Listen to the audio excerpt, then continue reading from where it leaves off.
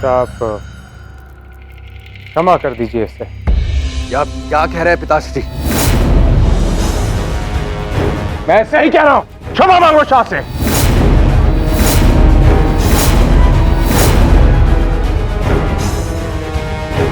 मैंने आपसे कहा था पिताश्री, वो लोग दुर्धरा का अपमान कर रहे थे और एक क्षण में कैसे मौन रह सकता। कदाचित आप भूल रहे कि दुर्धरा मेरी होने वाली मंगेतर है और उसके सम्मान की रक्षा करना मेरा कर्तव्य है। शहजादे अंबी कुमार, हर दास्तान के दो पहलू होते हैं। मैंने मेरे सिपाहियों से दूसरा पहलू सुना, मगर वजह चाहे जो भी हो, तुम्हें मेरे सिपाहियों पर हाथ नहीं उठाना चाहिए था। शाह उचित कह रहे हैं, तुम्हें उनके सैनिकों पे प्रहार नहीं करना चाहिए था। साहब, मेरे अनुसार इस बात को यहीं समाप्त कर देते, आगे नहीं बढ़ाते। क्षमा कर दीजिए, इससे मूर्खता हो गई। तुमसे भूल हुई है, शाह से क्षमा मांगो और जाओ यहां से। नहीं, मैंने कोई भूल नहीं की है। वो लोग इसी के योग्य थे और मैं किसी से क्षमा नहीं मांगूंगा। इसे जो सोचना है सोचे, मैं क्षमा नहीं मांगूंगा। अंबिराज, शायद तुम्हारे बरखुरदार भूल रहे हैं कि वो और उसके वालिद यानी तुम अब तक जिंदा क्यों हो। वो इसलिए क्योंकि मैंने वो खून की नदियां यहां नहीं बहाई जो पूरे एशिया में बहाई है, बल्कि मैंने अमन से काम लिया। मगर शायद तुम्हारे शहजादे को अमन की भाषा समझ नहीं आती। अब फैसला तुम्हारा है अंबिराज।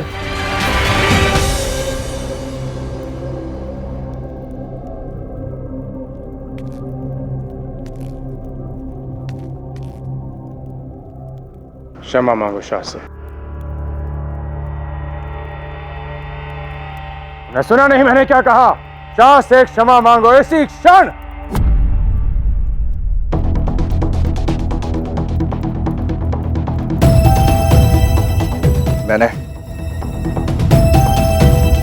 मैंने भूलकर आपके सैनिकों पर शस्त्र उठाए थे, क्षमा करें।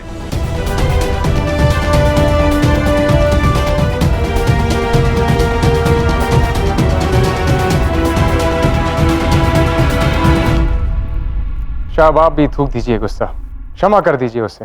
नादानी में भूल कर बैठा, आप निश्चिंत रहिए, भविष्य में कदाचित ऐसा नहीं करेगा। जोश में अपने होश खो बैठा वो। जो जोश में होश खोते हैं, अक्सर उनका खून बहता नजर आता है। उम्मीद है आपको याद रहेगा अंबिराज। जी।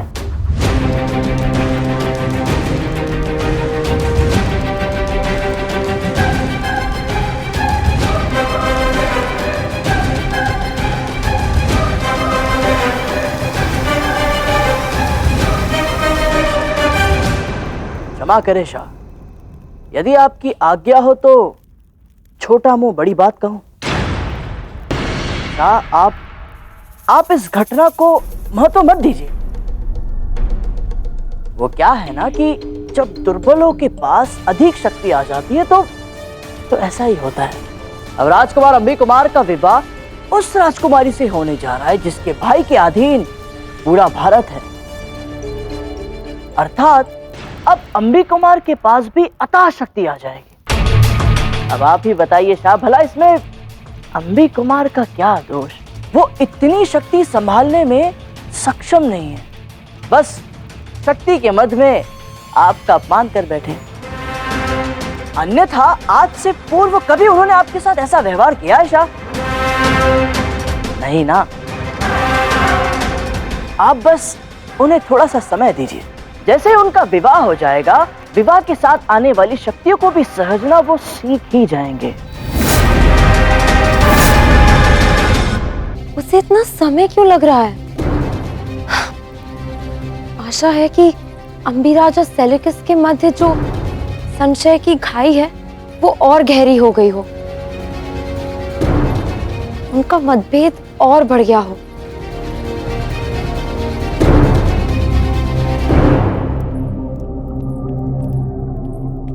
मेरे कक्ष में चलो, मुझे तुमसे कुछ महत्वपूर्ण कार्य है। तुम्हारे आदेशों का पालन करने का मेरा कोई मन नहीं, समझी?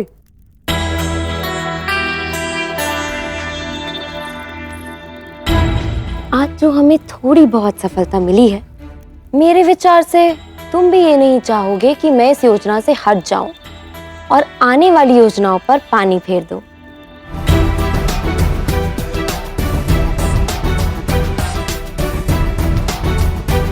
मुझे भी ऐसा ही लगा था।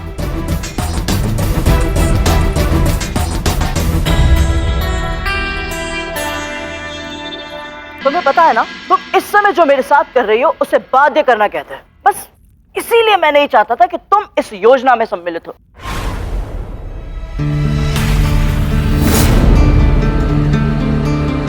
ये सब क्या है? औषधि, तुम्हारे घावों के लिए। मेरे घाव उपचार के आदि नहीं है।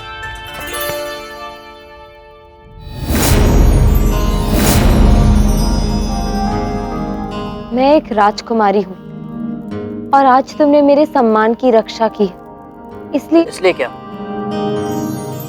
तुम्हें ऐसा लगता है कि मैं तुम्हारे आदेशों का पालन करूंगा? हाँ, मुझे ऐसा लगता है। राजकुमारी जी, मैं तुम्हारा सेवक नहीं हूं। मैंने कहा ना यहाँ बैठो, मुझे औषधि लगानी है। अन्यथा जो कुछ भी होगा उसमें तुम्हारा दायित्व होगा, मेरा नहीं। शांत शांत, ठीक है, बैठ रहा हूं।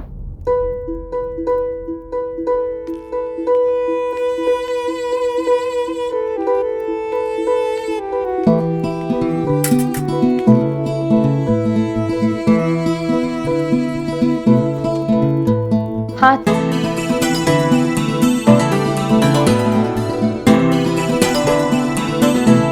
दोनों हाथ।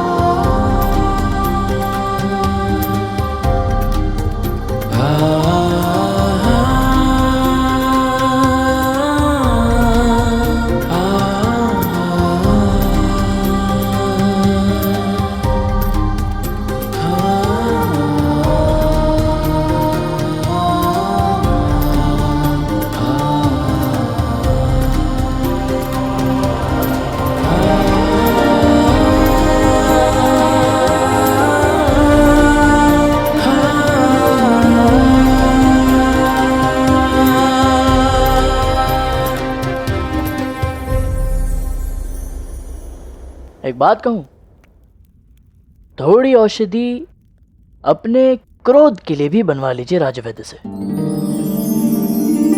वो क्या है ना, तुम्हारा क्रोध आचार्य जी की इस योजना के लिए इतना घातक नहीं है, किंतु तुम्हारे अपने स्वास्थ्य के लिए बिल्कुल ठीक नहीं है। तुम्हें कब से मेरे स्वास्थ्य की चिंता होने लगी? कहां? भला मुझे क्यों तुम्हारे स्वास्थ्य की चिंता होगी?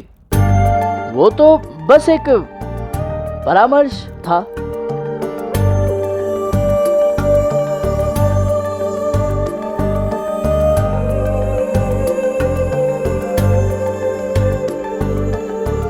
सावधान, सम्राट धनानंद पधार रहे हैं। तुम्हें कहीं छुपना होगा, तुरंत।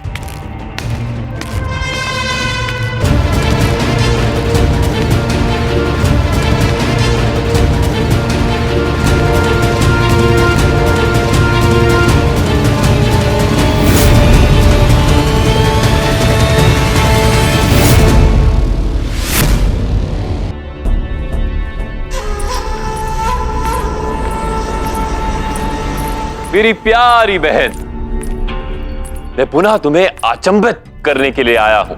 मैं कुछ विशेष लाया हूं तुम्हारे लिए। अब आपका कोई भी उपहार मुझे अचंभित नहीं करता है। किंतु ये तुम्हें अवश्य चौंका देगा। आप सभी अंदर आइए।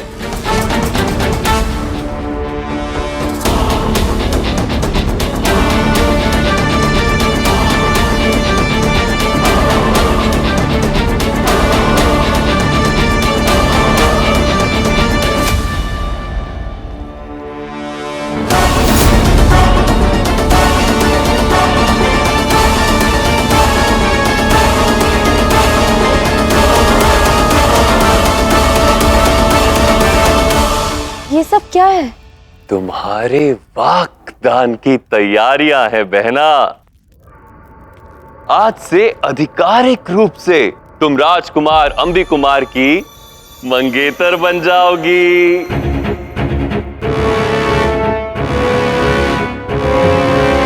कहा था ना मैंने, मेरा ये उपहार तुम्हें चौंका देगा। आज युद्ध अभ्यास के समय जो कुछ हुआ उसकी चिंता मत करना। तुम्हारे भाई ने सब कुछ ठीक कर दिया है। संदेह के सभी उलझे धागों को सुलझा दिया है। मैंने अपने मित्र सेल्यूकस को यह बता दिया है कि हमारे बीच के इस द्वेष और कड़वाहट को मिटाने के लिए तुम दो युवा प्रेमियों को एक करना होगा। इसीलिए तुम्हारा वागदान आज ही है।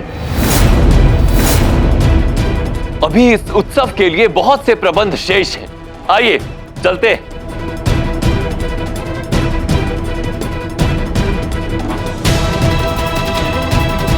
तो चले।